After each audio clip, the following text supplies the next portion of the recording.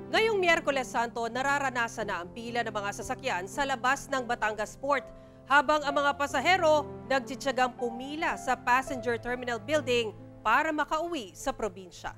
Alamin natin ang detalye sa live report ni Paul Hernandez ng GMA Regional TV Balitang Southern Tagalog. Paul?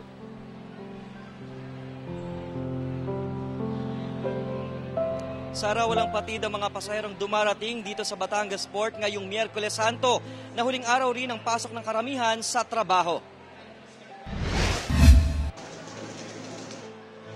Hindi gaya ng mga nakarang araw, mas dagsa ngayon ang mga pasaherong pauwi sa mga probinsya para doon mag-Semana Santa.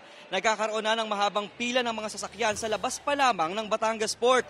Hanggang sa makapasok sa terminal building, pila-pila rin ang mga bibili ng tiket. Ang kapansin-pansin, hindi na naiipon sa labas ng passenger terminal building ang mga pasahero. Lahat kasi sila ay nakakadiretso na sa loob ng terminal building at saka na lamang dito pipila. Baga-bagahe pa rin ang bit-bit ng marami kahit pa ipinapayo ng mga otoridad na limitahan na lamang ang dalang gamit sa pantalan. Doble higpit pa rin ang seguridad sa pantalan. Payo ng mga otoridad na maglaan ng 2 hanggang 4 na oras papasok ng pier.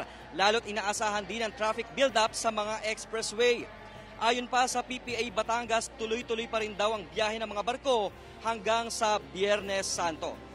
Samantala, Sara, sa monitoring ng PCG Southern Tagalog, umabot na sa mahigit 6,000 yung mga pasaherong nagtawid dagat dito sa Batangas Port.